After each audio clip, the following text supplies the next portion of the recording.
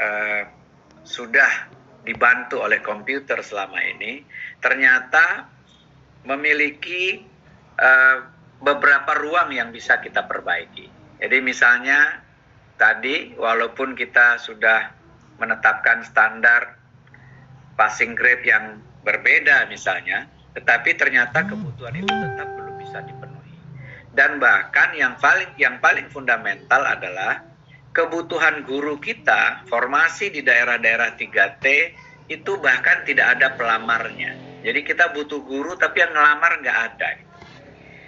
Nah, kemudian kita masih punya PR juga menyelesaikan permasalahan-permasalahan terkait dengan tenaga honorer yang saat ini mungkin gaji yang mereka terima itu jauh dari standar yang kita harapkan. Dan walaupun sudah diberikan kesempatan dengan menurunkan passing grade misalnya, tetapi khawatirnya passing grade diturunkan yang lulus juga bukan tenaga honorer atau bukan tenaga-tenaga yang selama ini sudah bekerja di sana. Dan bahkan menurunkan passing grade dari waktu ke waktu, ini tentu saja bisa menurunkan kualitas guru kita secara nasional dari waktu ke waktu. Jadi kalau kita lihat pekerjaan rumah kita tentang tenaga honorer ini, itu sudah berlarut-larut sejak tahun 2005. Bahkan sudah pernah diangkat lebih dari 860.000 tenaga honorer tanpa tes waktu itu untuk menjadi PNS. Tetapi sisa yang 60 ribuan yang tidak memenuhi kriteria, ternyata begitu didata jumlahnya membengkak menjadi 600-an ribu. Dan inilah yang dari tahun ke tahun diberikan terus afirmasi, diberikan terus kesempatan untuk melakukan ujian dalam rangka penerimaan CPNS maupun P3K.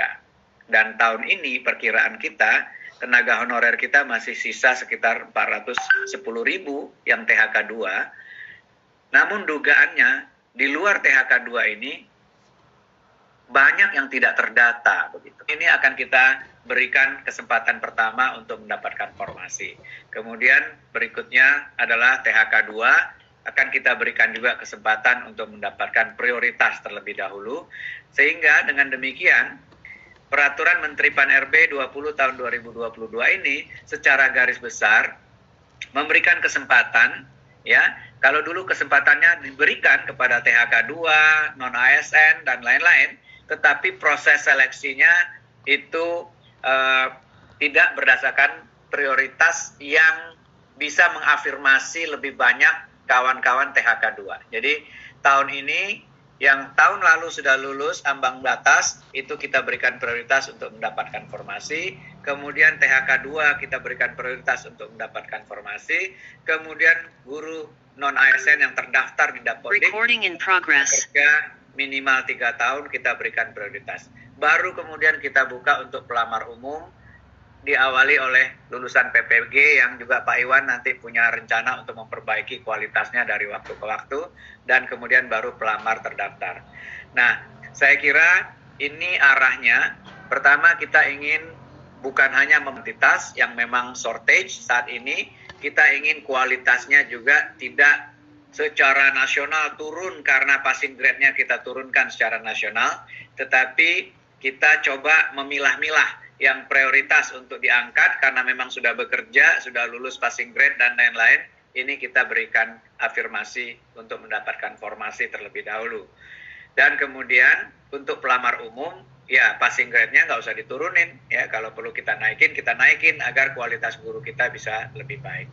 Saya kira itu sedikit pengantar saya. Nanti detailnya akan diceritakan oleh Pak Abah dan Pak Iwan. Dan nanti kita tentu akan juga mendapat dukungan dari Kemdagri dan Kemenku untuk memberikan confidence kepada di daerah dalam mengusulkan formasi agar kita betul-betul bisa menyelesaikan tadi kuantitas guru kita yang memang kurang, kualitasnya perlu kita perbaiki, sebarannya di daerah-daerah 3T khususnya itu perlu kita perhatikan, dan kalau bisa ini juga membantu menyelesaikan masalah honorer yang sudah cukup lama berlarut-larut, yang deadline-nya ditetapkan by regulation sampai dengan November 2023. Saya kira itu sebagai pengantar saya. Terima kasih. Mohon maaf jika ada yang keliru dan jika ada hal-hal yang kurang pada tempatnya.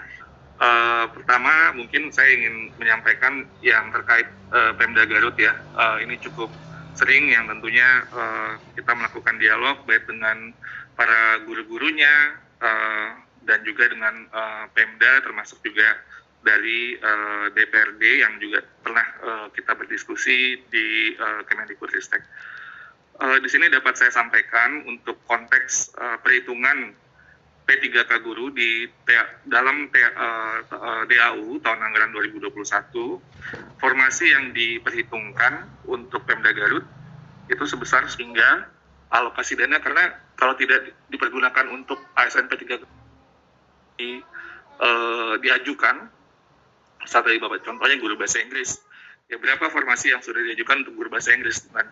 Tapi sebenarnya kita juga akan mendorong pengajuan formasi sehingga seluruh guru bahasa Inggris yang ada honorer itu bisa mendapatkan formasi.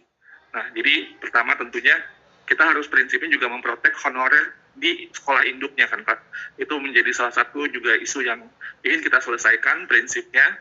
Jangan sebisa mungkin, tentunya mungkin ini tidak bisa maksimal, tidak bisa ideal, tapi prinsip kita bagaimana caranya semaksimal mungkin honorer di sekolah induk itu tetap bisa ditempatkan di sekolah induk, sepanjang tetap ada kuota atau formasinya.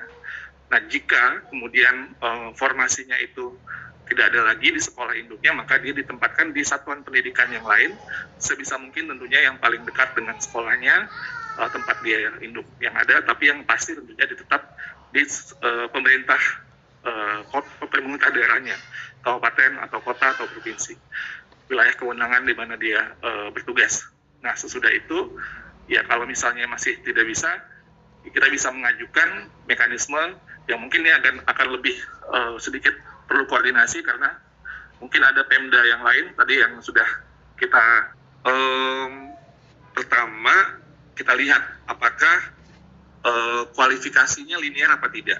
Jadi ini perlu kita pertimbangkan kualifikasi yang diampu oleh guru tersebut, misalnya kualifikasi akademik atau diploma 4 dan juga memiliki sertifikasi pendidik, kita lihat linear apa tidak dengan mata pelajaran yang dilamar.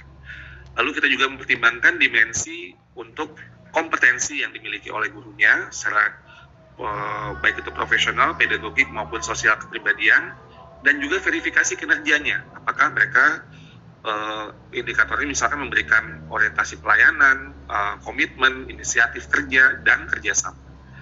Dan yang terpenting di sini, yang ini yang paling penting yang perlu ditekankan adalah background check atau pemeriksaan latar belakang. Kita harus melakukan verifikasi bahwa untuk menjadi guru jangan sampai terlibat hal-hal yang tentunya tidak mencerminkan sebagai profesi guru. Misalnya melakukan perundungan, kekerasan seksual, penyalahgunaan narkotika dan sebagainya.